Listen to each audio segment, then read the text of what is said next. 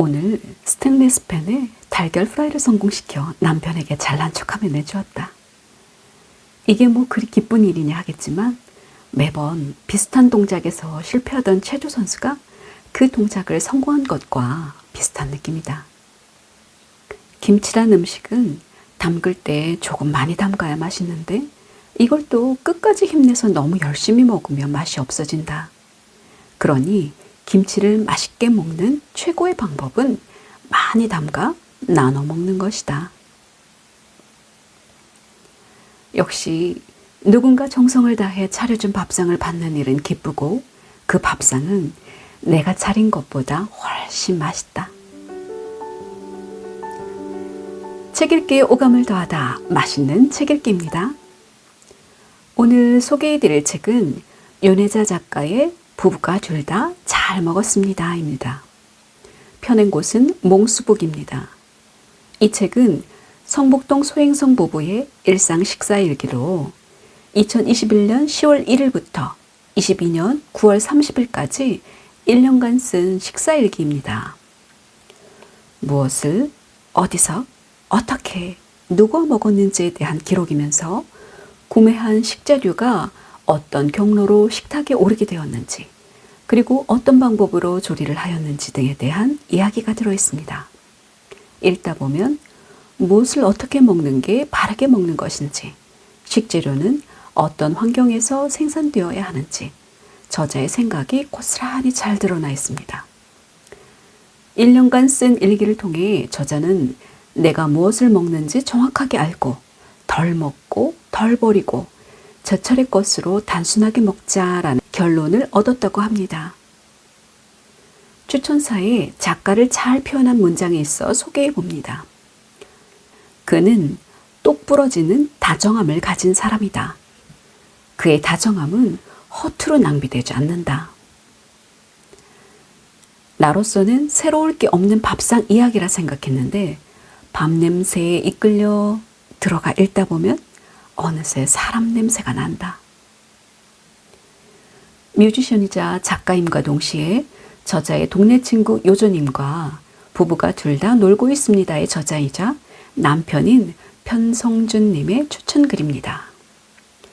저도 처음 책을 읽기 시작할 때는 평범한 남의 식사일기를 누가 궁금해할까 생각하면서 읽기 시작했는데 어느새 책에 푹 빠져 술술 읽히게 되는 매력이 있더라고요.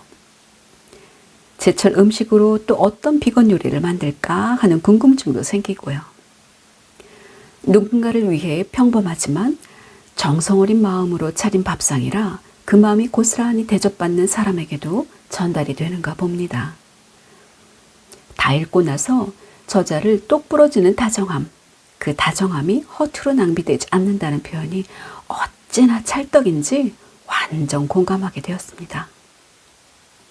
그리고 이번 영상에서는 책에 소개된 레시피대로 몇 가지 요리를 해보았는데 모두 처음 해보는 요리라 작가님이 해주신 요리를 한번 맛보고 싶어졌습니다. 그래도 제가 직접 담근 장은 아니지만 저희 친정엄마가 담그신 장으로 요리했으니 얼추 비슷하지 않을까 생각해 봅니다. 여러분도 제가 어떤 요리를 해보았는지 영상도 함께 보면서 들으시는 것도 또 다른 재미를 주지 않을까 기대해 봅니다. 일기는 10월 1일부터 기록이지만 지금 계절에 맞게 순서를 변경하여 읽어보려 합니다. 자, 그럼 일기 속으로 들어가 보겠습니다. 이파, 잘 담근 오이지로 여름을 무찌르자. 5월 9일, 차리고 차려준 밥을 먹은 하루. 아침 준비를 막 시작했는데 가회동에 사는 지인에게 전화가 왔다. 자신의 집에서 같이 밥을 먹자는 제안이었다. 아침을 준비 중이었지만 나는 생각할 것도 없이 좋다고 답했다. 만약 남편 혼자 식사를 해야 한다면 약간 망설였겠지만 마침 임정희 목수님께서 우리 집 이것저것을 손봐주시겠다고 오셨고 나는 목수님께 식사를 같이 하자고 제안한 상태였다. 그러니 내가 없어도 남편과 목수님은 사이좋게 식사를 같이 할 수 있는 상황이었다. 곤드레와 버섯을 듬뿍 넣어 밥을 짓고 미역국을 끓이고 엄나무 순을 묻히고 두부를 지져서 상을 차렸다. 목수님은 별 반찬 없이 김치만 맛있어도 식사를 잘 드신다는 것을 알지만 그래도 손님에게 내기엔 약간 미안함이 드는 밥상이었다. 그러나 목수님은 밥에 양념 간장을 넣고 비벼서 맛있게 드셨다. 두 사람이 밥을 먹는 것을 본 후 집에서 간장을 조금 챙겨 유리병에 담고 꽃집에 들러 작은 꽃다발 2개를 만들어 갔다. 누구 집에 방문할 때 빈손으로 가는 것은 속옷을 챙겨 입지 않은 것 같은 기분이 들어 가능하면 작아도 선물을 챙기는 편이다. 아니나 다를까 그 자리에 함께한 다른 손님께서도 선물을 나눔하신다며 핸드크림과 플로폴리스 치약을 예쁘게 포장해 오셨다. 역시 나누는 것은 아름답다. 솥밥과 봄나물 샐러드, 산초 장아찌를 얹은 두부 부침, 콩나물 볶음으로 차린 남길 것도 버릴 것도 없는 채식 밥상이 정말 좋았다. 그릇은 또 어찌나 이쁜지. 단정하고 기품 있는 지인의 살림법은 언제 들여다봐도 질리지 않는다. 넘치는 것보다 치장이 빠진 것이 뭐든 더 마음에 남는다. 두 어른과 사는 이야기를 나누는데 편안함을 느꼈다. 그 이유를 곰곰이 생각해보니 어떤 이야기에도 가시가 없었다는 것을 뒤늦게 깨달았다. 누군가 정성을 다해 차려준 밥상을 받는 일은 기쁘고 그 밥상은 내가 차린 것보다 훨씬 맛있다. 6월 1일 일기에는 인스타그램 속 내 밥상의 출처가 적혀 있습니다. 전국 각지에서 생산되는 채소들을 재배하는 농부님의 성함과 소중하게 여기는 마음까지 고스란히 적혀 있습니다. 그리고 5월 13일 일기에는 비건을 위한 보양식 체계장은 레시피를 참조하여 직접 만들어보는 영상으로 담아보았습니다. 제가 편식이 심해 가리는 음식이 많은데 체계장은 저도 잘 먹을 수 있을 것 같아 한번 도전해 보았습니다. 제가 끓인 체계장 맛은 어땠을까요? 저도 아직 촬영 전에 대본을 먼저 쓰고 있어서 맛은 아직 모르겠네요. 맛은 영상에 자막으로 넣어 볼게요. 거기서 함께 확인하시죠. 하지, 여름 밥상은 푸르름이 반찬이다. 6월 20일, 생일 아침 엄마를 그리워하다. 엄마는 1939년 음력 6월 20일생, 나는 1970년 양력 2월 20일생, 음력으로 5월 17일생이다. 원래 음력으로 생일을 챙겼는데 40이 된 후부터 양력으로 지낸다. 스스로 생일을 챙기고 동시에 엄마도 기억하려 합니다. 엄마는 날 한밤중에 불을 떼다 낳았고 태몽은 하얀 목화를 치마 가득 딴 것이었다고 했다. 종손집의 맏며느리였던 31살의 엄마는 위로 딸들과 아들 하나를 낳았지만 아들이 아기 때 죽는 바람에 결국 나는 3번째 딸이었다. 추측하건대 엄마는 하루를 힘들게 보내다 태기가 느껴지자 스스로 불을 떼며 해산을 준비했을 것이다. 엄마보다 고작 18살이 많았던 내 할머니는 아주 욕심이 많고 성정이 포악했으니 엄마의 출산을 도왔을 리가 없다. 이렇게 하지 즈음 엄마는 날 낳았다.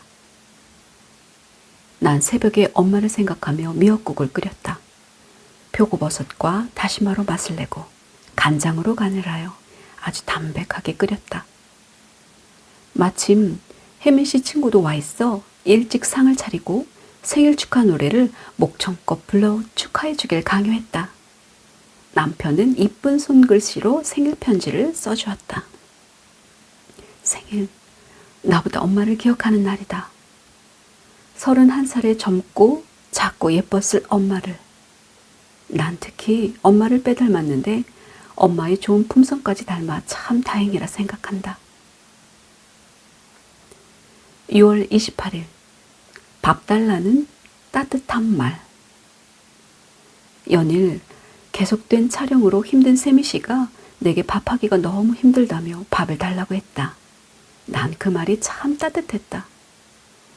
그래서 그를 위해 두부를 지지고 된장을 볶고 공심채를 볶고 감자 미역국을 끓였다. 세미 씨는 비건이라 이럴 때 외식을 편하게 할 수도 없다.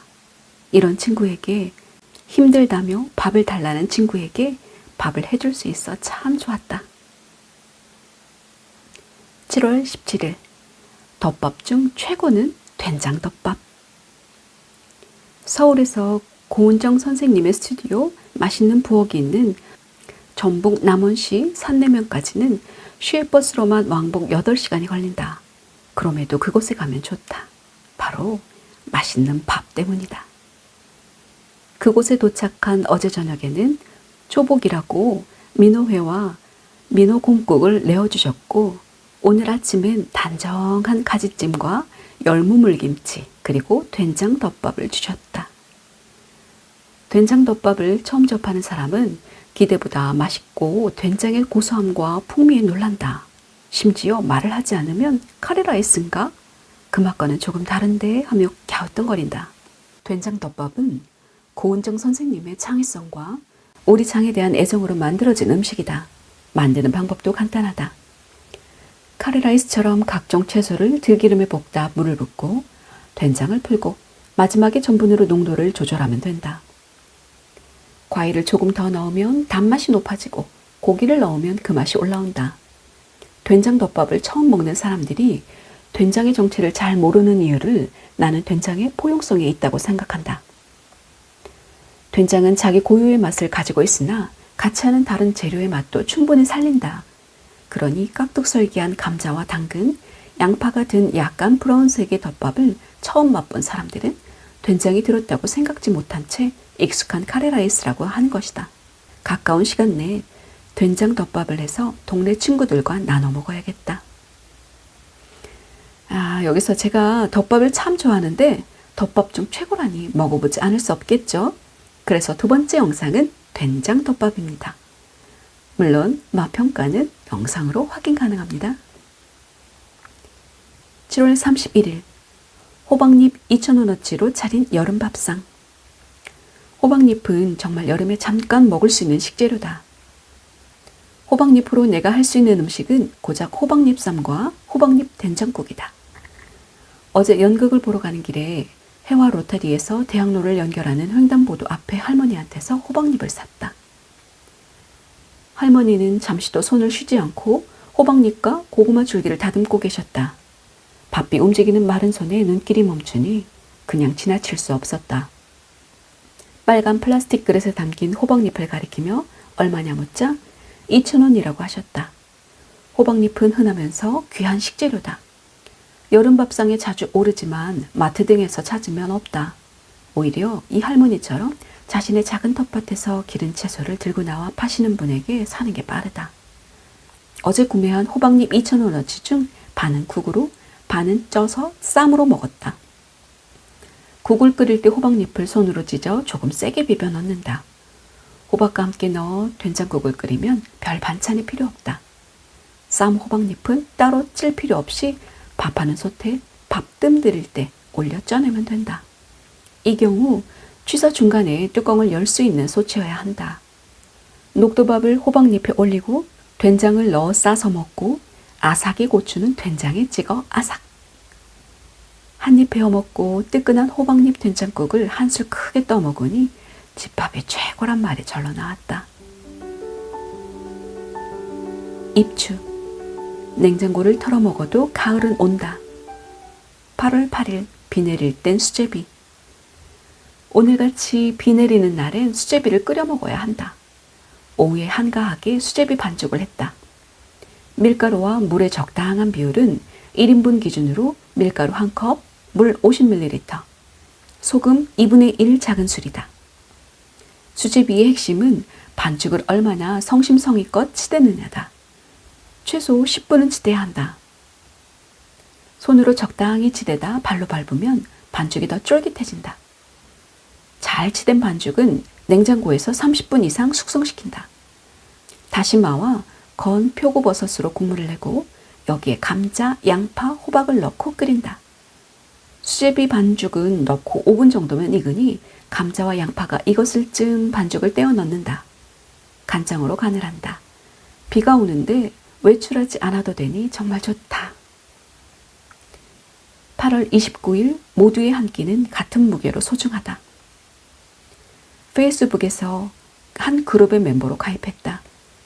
일주일에 2번 자신의 일정에 맞춰 모여서 음식을 만들고 그 음식을 움직임이 원활하지 않으신 분들에게 나눠주는 봉사단체다. 남편은 이미 몇 달 전부터 짬나는 대로 나가 잠깐 일을 거들었다. 방문하는 댁 중 생일을 맞으신 분께는 선물도 챙기고 방문할 가정의 특성에 따라 쓰레기를 내어놓거나 작은 심부름을 해결해 드리기도 한다. 방문한 가정에는 주로 연세가 많으신 할머니들께서 계셨다. 음식을 전달하니 이분들은 모두 감사하다고 인사를 건네셨다. 월요일과 목요일에 이 활동이 진행되니 아마도 이분들은 받은 음식을 3일 동안의 반찬으로 드시는 모양이다. 우리 밥상에 흔하게 오르고 남으면 쉽게 버려지는 음식이지만 신체적이나 경제적인 문제로 만들어 드시기 어려운 사람들이 있다는 생각을 하지 못했다. 눈에 보이지 않으면 믿지 못해 내 작은 손길을 보태지 못한 게 참 미안하다. 9월 13일 미역국 맛은 미역에서 시작한다. 미역국에서 가장 중요한 것은 역시 미역이다. 겉미역은 아무리 잘 불려도 생미역이 내는 식감과 맛을 못 낸다. 냉동고에 있던 염장미역의 소금을 씻어내고 10여 분 불린 후 들기름으로 달달 볶다 물 붓고 다시마와 건 표고버섯을 넣고 끓였다. 간장으로 간을 하고 통용에 합자장을 넣어 감칠맛을 올리니 정말 맛있다. 버섯볶음은 양파 볶다 생표고 넣고 천천히 볶다 간장과 합자장으로 간을 해 만들었다. 합자장은 나도 최근에 새롭게 알게 된 일종의 양념장이다. 합자는 홍합을 뜻한다. 합자장은 홍합을 소금물에 삶아 건져낸 후 그 물을 여러 차례 합쳐서 오래 졸여 만들어낸 농축액이다. 삶아 건져낸 홍합은 말려서 요리에 사용한다. 합자장은 감칠맛이 강해서 어느 음식에나 조금만 넣어도 음식의 풍미가 확 살아나는 마법 같은 장으로 나는 조미료 대신 사용한다. 여기서 잠시 여담 하나 할까요? 9월 13일에는 제 생일이기도 하거든요. 그런데 이날 일기에 미역국이 소개되어 왠지 축하받는 기분이랄까? 행복한 마음으로 읽은 부분이라 소개해 보았습니다. 들으시면서 혹시 여러분의 생일과 같은 날짜의 일기가 소개되었나요? 많은 분들이 내 생일이네 하며 혼자 미소 지으며 들으시는 행복한 상상을 해봅니다. 9월 20일 평생 한 가지 음식만 먹는다면. 밖에서 일을 하느라 돌아다닐 때 가장 자주 먹는 음식은 김밥이다. 낯선 곳에서 약속이 있고 식사를 혼자 해야 할 것 같으면 김밥집을 검색해 리뷰를 살핀다. 그리고 사람들이 몰리는 시간을 살짝 피해간다. 오늘도 그렇고 어제도 그랬다. 만약 평생 한 가지 음식만 먹어야 한다면 당신은 어떤 음식을 선택하겠소? 라고 물으면 나는 김밥이요 라고 답해야겠다는 생각이 들었다. 난 매일 김밥을 먹어도 매일 김밥이 맛있다. 김밥을 쌀 때 부리는 다양한 변주도 너무 재밌다. 그런데 뭐니 해도 잘 지어 간을 잘한 밥에 화려하지 않은 기본 재료인 단무지, 달걀, 당근, 오이나 시금치, 어묵을 넣어 만든 김밥이 질리지 않고 가장 맛있다. 저는 같은 음식을 여러 번 먹는 걸 힘들어하는 편이라 평생 한 가지 음식만 먹어야 한다면 글쎄요. 상상만 해도 너무 슬픈데요. 그래도 한 가지 음식을 가장 오래 먹을 수 있는 걸로는 저도 김밥이지 않을까 생각해 봅니다. 여러분도 이 부분에서 마음속에 정한 딱 한 가지 음식이 있다면 그 음식을 정한 이유와 함께 댓글로 남겨주세요. 이렇게 여러분과 좀 더 가까이 오래오래 소통하는 채널이고 싶습니다. 9월 23일 문득 어떤 생각을 하다. 문득 365일 중 며칠이나 밥을 하고 싶을까라는 질문이 생겼고 65일쯤은 되지 않을까라고 답했다.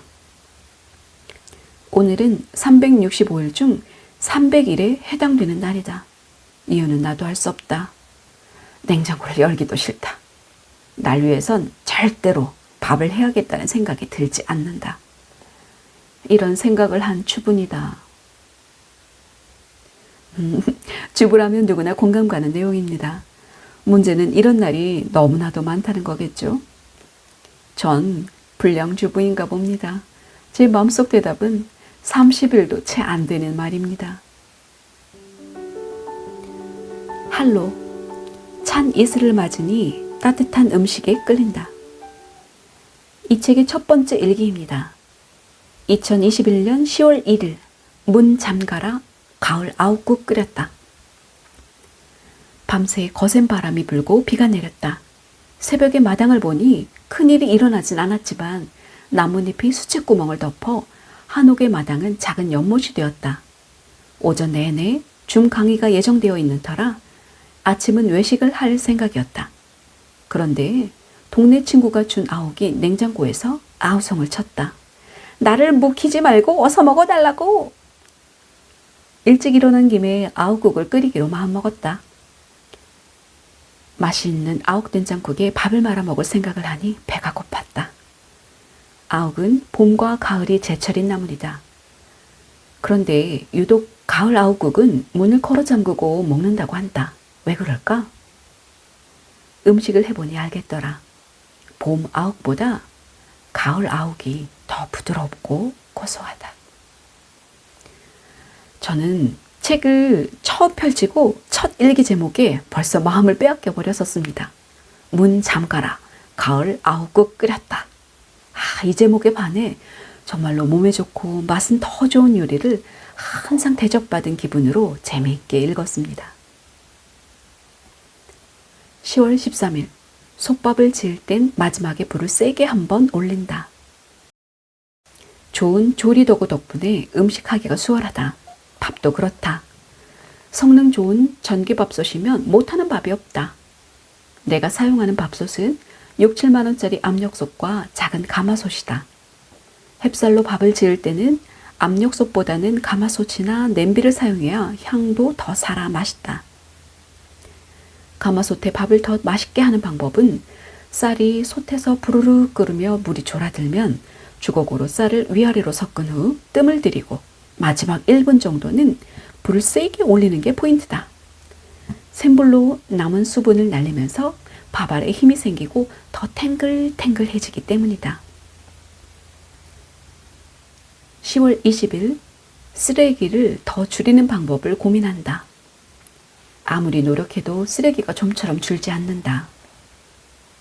오늘 아침만 해도 낫또를 하나 먹겠다고 포장을 벗기니 낫또가 들었던 플라스틱 그릇, 낫또를 덮은 1차 비닐 포장, 간장과 겨자가 담긴 작은 비닐, 그리고 다시 비닐 포장, 그리고 이것들은 2개씩 비닐로 묶였고 또다시 8개를 포장한 비닐까지. 음식 쓰레기도 적지 않다. 채소 다듬으며 나오는 것, 밥을 먹은 후 한두 젓가락 남긴 반찬, 특히 손님 맞이를 하고 난 후엔 음식 쓰레기가 말도 못하게 많이 나온다. 편하다는 이유로 사용하는 온라인 쇼핑의 포장재도 쓰레기의 큰 부분을 차지한다. 장바구니를 들고 다니고 배달 음식을 먹지 않고 밀키트를 구입하지 않아도 이 지경인데 만약 그렇지 않으면 어떨지 상상하기도 싫다. 입동 김장 1년 먹거리를 준비하는 축제 11월 2일 2월에 담글 장을 위한 메주 준비. 우리 집 밥상이 드라마틱하게 변하기 시작한 데 가장 큰 공을 세운 일은 바로 장 담그기다. 처음 장을 담근 것은 2016년 2월이다.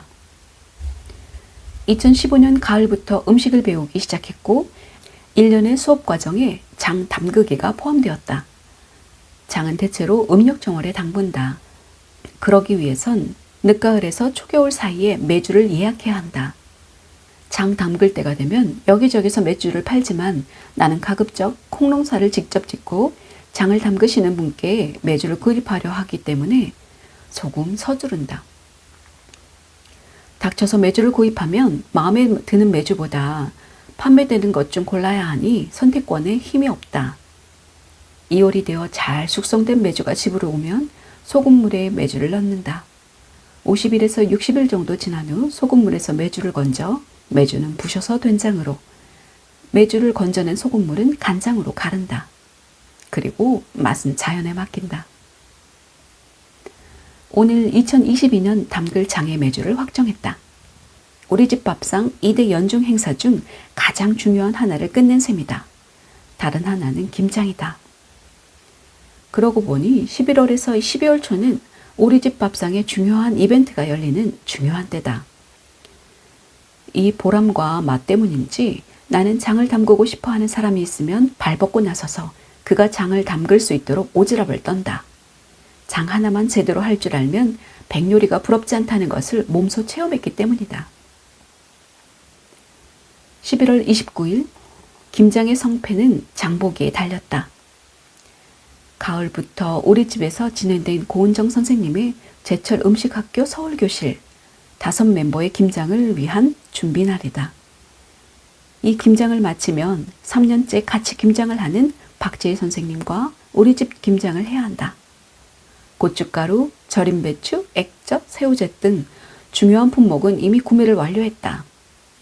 사실 김장 준비는 여름부터 시작된다.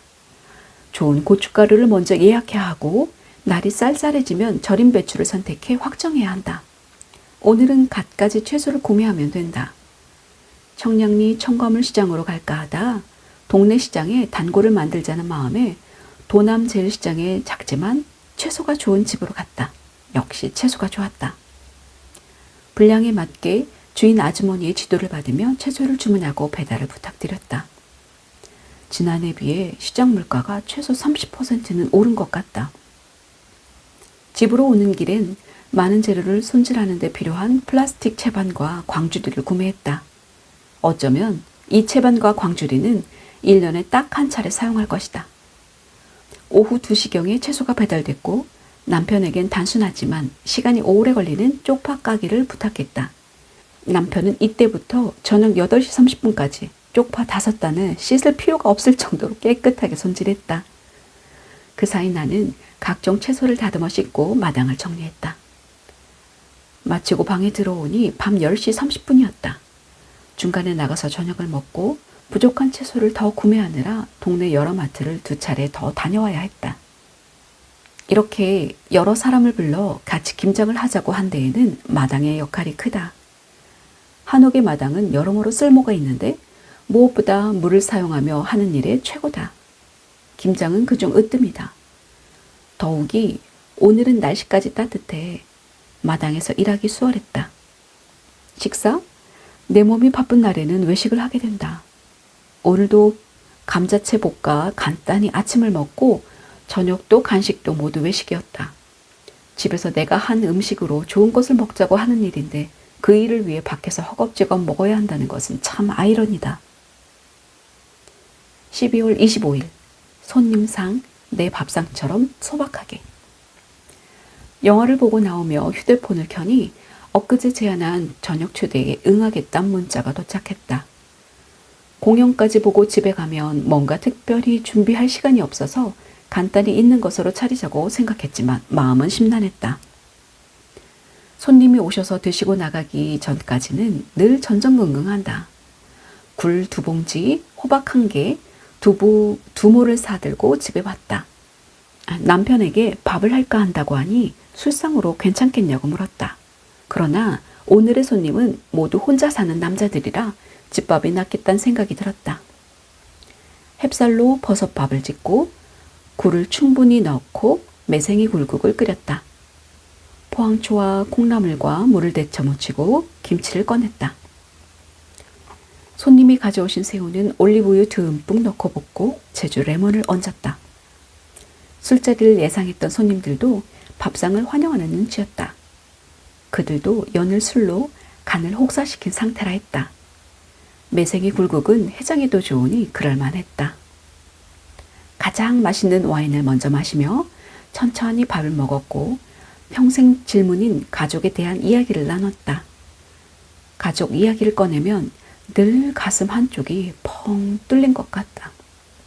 아무튼 오늘의 결론은 밥상도 얼마든지 술상이 될 수 있으니 폼 내려고 손님상에 너무 기운 빼지 않고 우리 먹는 밥에 반찬 한두 가지만 더하자고 다짐했다.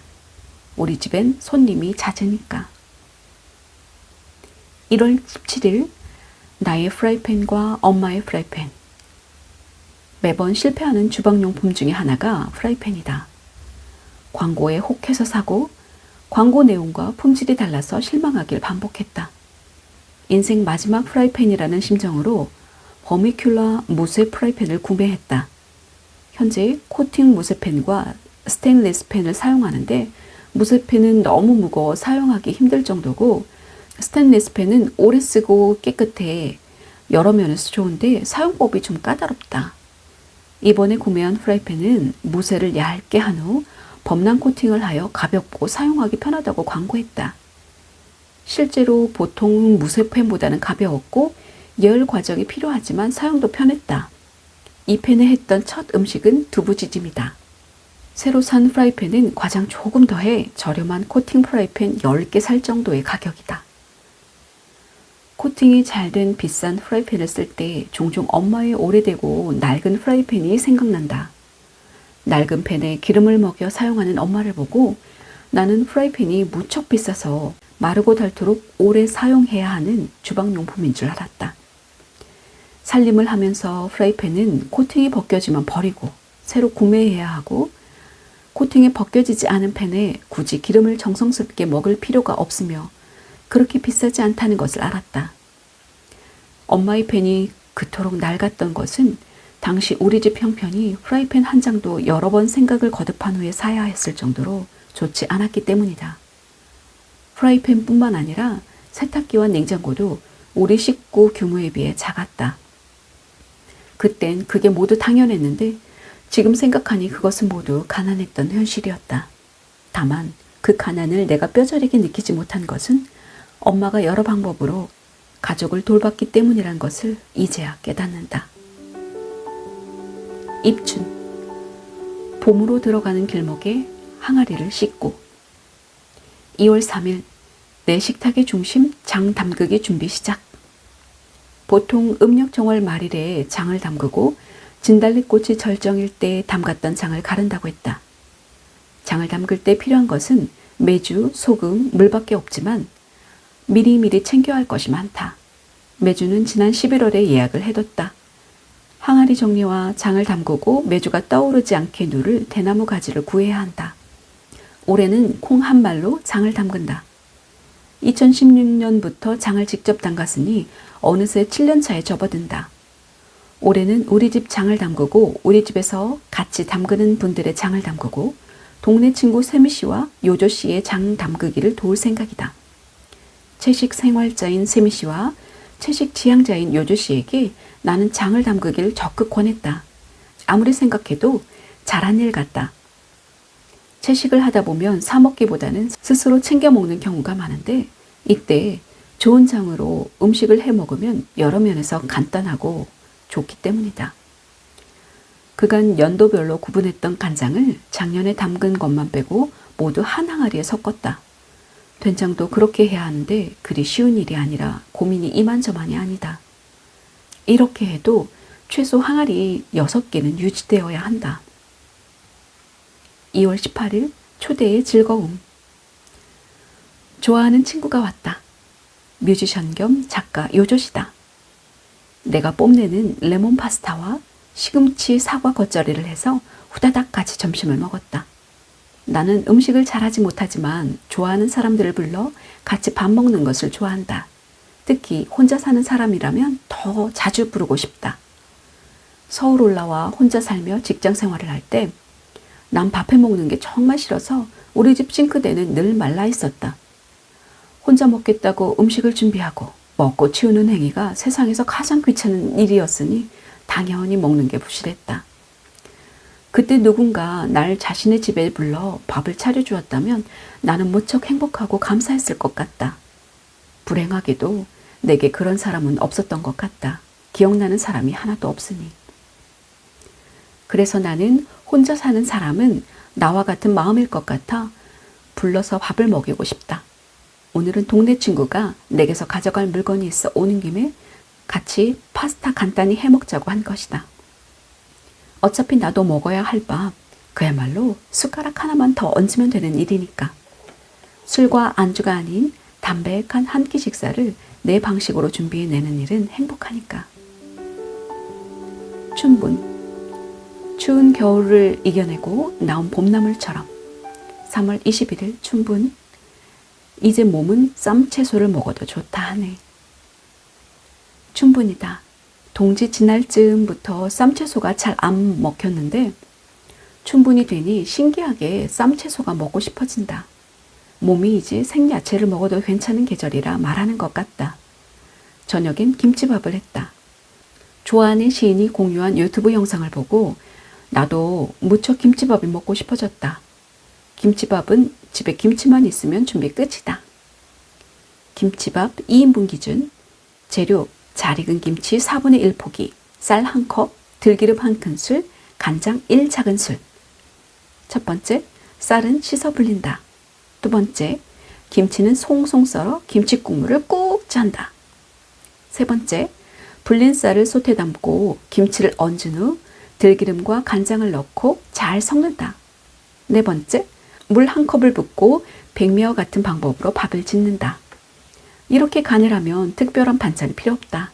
오늘은 여기에 생선알을 넣어 비벼 먹었다. 4월 3일, 나에게도 밥 해줄 사람이 있으면 좋겠다. 냉장고에 채소가 그득인데 요즘 정말 음식하기가 너무 싫다. 모두 귀찮다. 누가 내게 밥을 해주면 좋겠다.